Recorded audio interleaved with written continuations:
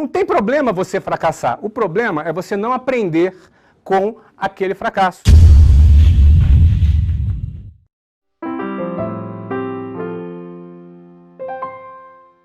A primeira dessas características é que todo empreendedor, ele tem uma meta, ele tem objetivos, ele tem sonhos.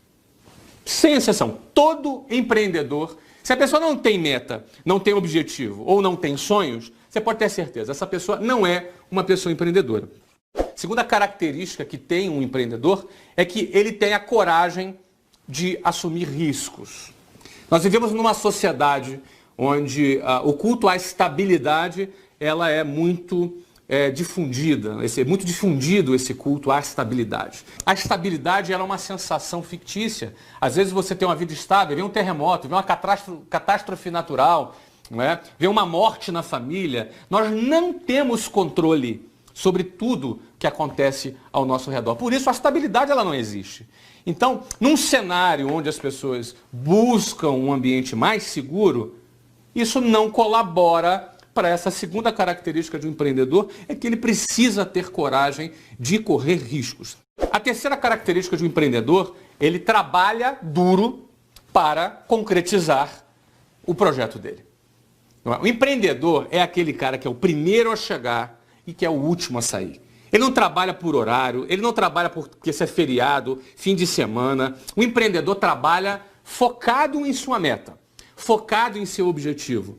Não é? Não adianta nada ele ter uma visão fantástica de um negócio e não ter a coragem para botar ele em prática. Mas também não adianta nada, ainda que ele tenha tido a visão de iniciar o seu projeto e tenha tido a coragem de dar o primeiro passo, não adianta nada se ele não tiver a disposição de trabalhar duro para concretizar aquele projeto.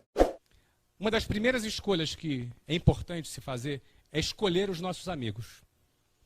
Você até pode pensar, pô, cara, parece até meio que uma frase meio discriminatória, né? Pô, como assim escolher? A gente escolhe. Escolhe os amigos de acordo com a nossa afinidade. Mas, você bem sabe, se você convive num meio onde seus amigos são traficantes de droga, provavelmente a influência dessas pessoas sobre você vai gerar algum efeito. Se você convive com amigos que têm pensamentos negativos, provavelmente isso vai ter influência sobre você. Se você convive com pessoas que só te colocam para baixo, provavelmente isso vai ter efeito sobre você. Nossa vida é feita de escolhas. Uma das primeiras escolhas que a gente tem que ter é com quem? Os amigos, as pessoas que a gente vai gastar o nosso tempo, vai gastar a nossa vida.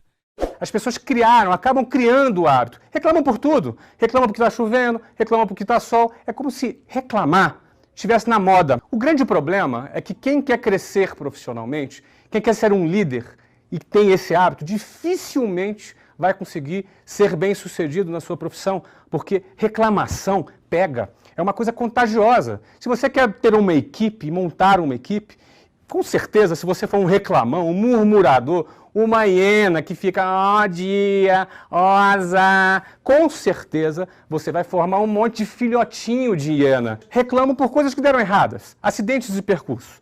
Não apenas fracassos, né? Às vezes a pessoa fracassa, ela tem duas opções. Ou ela vai aprender com aquele fracasso, ou ela vai ficar reclamando. A pessoa que opta em ficar reclamando, ela perde a oportunidade de aprender com os erros que ela cometeu. Você pode aprender com seus erros e erros de outras pessoas também. Óbvio que é muito melhor aprender com erros de outras pessoas, porque dói menos, sai mais barato. Agora, se você errou, se você fracassou, não reclame, não murmure, procure enxergar o lado positivo e procure verificar o que você pode aprender daquela derrota, daquele fracasso. Não tem problema você fracassar, o problema é você não aprender com aquele fracasso. Pessoas convencionais têm preconceito com vendas. Já falei isso aqui algumas vezes. Isso pode ser um desafio para pessoas que vão criticar você porque você está vendendo um produto, ou um desafio para você mesmo, que talvez você seja o preconceituoso. Não é? Sabe como é que às vezes a pessoa tem preconceito? Ela pensa assim, olha, eu não nasci para vender, eu não tenho jeito para vender, eu não tenho dom para vender. Não é como se o cara nascesse, né, com dom de vender, igual o cara que pinta, o cara que toca um instrumento, o cara que canta. Mesmo o cara que pinta, o cara que toca instrumento, o cara que canta, ele pode aperfeiçoar a sua técnica para ser bom naquilo que ele faz. Então é possível você sim vender. Vender é uma atitude que você tem que ter quando você... Não é o prazer da venda, é o prazer de chegar onde você quer chegar. É o prazer de você chegar onde você quer chegar. O que faz alguém vender, eu, por exemplo, eu não tinha prazer em vender, e às vezes alguém me trata mal, alguém me dá não, não é? Porque o vendedor, ele ouve um monte de não. Então, o meu prazer não era em tomar não, e ficar tomando não. O meu prazer era o seguinte, era conquistar o meu objetivo. Não é? Eu trabalhava para conquistar o meu objetivo, e não para ter prazer no meu dia a dia como vendedor. Aquilo ali era um estágio, aquilo ali era um momento da minha vida. Não é? Eu tinha que passar por aquilo, eu tinha que vencer aquilo para chegar onde eu queria chegar. Então eu não olhava para o hoje, eu olhava para onde eu queria chegar. Se você olhar para o hoje, você vai olhar, mas é difícil vender, você toma muito não, é chato pra caramba, não é? Não tenho prazer em fazer isso, não é? Você acha que eu tenho prazer em fazer tudo que eu faço no meu dia a dia, no meu trabalho? Não se iluda, você não vai ter prazer em tudo que você faz, você vai ter coisa do seu trabalho que você não gosta de fazer, mas você vai fazer porque precisa ser feito. Você não tem que olhar para a tua circunstância hoje. Você tem que olhar aonde você quer chegar. E se aquilo que você está fazendo vai levar você aonde você quer chegar. Só que tá funcionando. Aí tem vários outros fatores. Tem a questão técnica, né?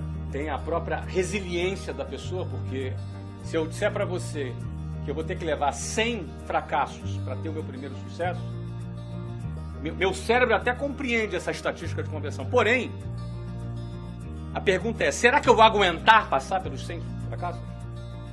Será que eu vou aguentar a vergonha de cada fracasso? Será que eu vou aguentar a crítica daqueles que me acham bobalhão por acreditar que eu posso chegar lá? Será que eu vou suportar passar esse tempo sem colher frutos quando eu já poderia ter um emprego público, já tá ganhando algum dinheiro?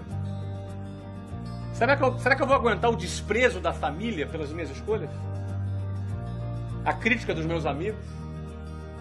Andar de carona no carro do amigo que já tem um carro e eu não tenho ainda, porque eu estou ali perseverando, estou levando não na cabeça, estou fracassando ainda.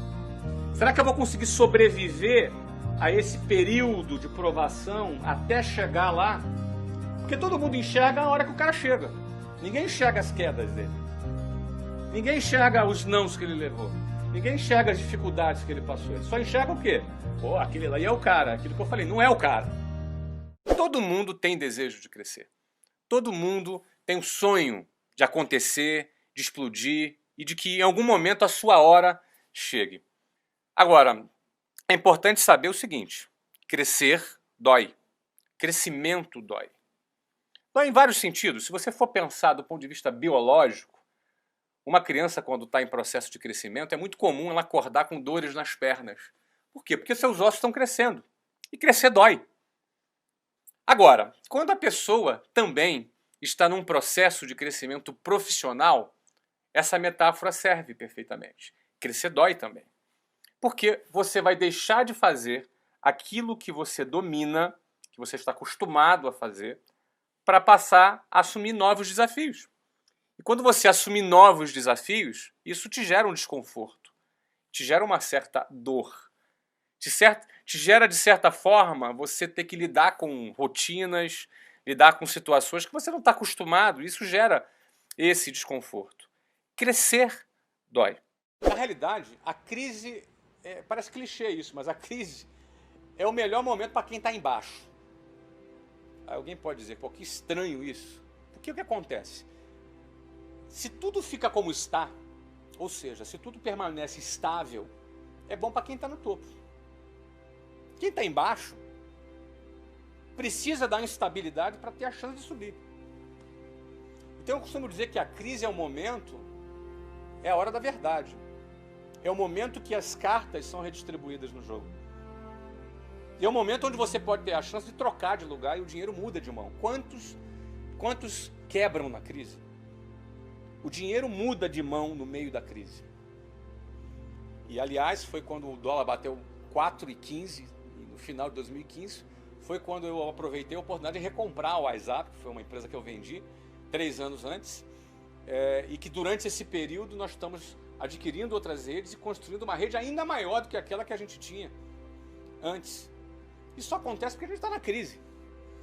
Então a crise, eu não gosto de crise, porém, na crise é possível você aproveitar esse momento em que muitos às vezes entram em desespero, em que muitos às vezes acham que depende da coisa mais estável. apesar de ser um momento de oportunidades, eu não gosto. Eu prefiro navegar sem muitas ondas. Mas se tiver que navegar com ondas, a gente sabe navegar com ondas e eu penso que quem se propõe a aprender a navegar na tempestade consegue encontrar muita chance. Eu já não tinha nenhuma dúvida. Eu vou dar certo na minha vida. Às vezes eu estava dentro de um trem cheio, em pé, sendo imprensado, e eu olhava para o lado, e eu olhava para o outro, e eu já não pertencia àquele mundo. Eu tinha ganhado a oportunidade de ter essa certeza. Eu ganhei essa certeza. Eu tomei posse dessa certeza com as palavras que eu ouvi no treinamento. Os meus olhos, eles enxergavam o futuro. E o futuro que eu enxergava me fortalecia a viver o meu presente, por mais difícil que ele fosse. Porque quem não olha para o futuro, ele vai olhar para onde? Vai olhar para o seu mundinho, para os seus probleminhas. E quando você começa a olhar para o passado, aí pior ainda. Porque o seu maior inimigo está onde? Dentro de você.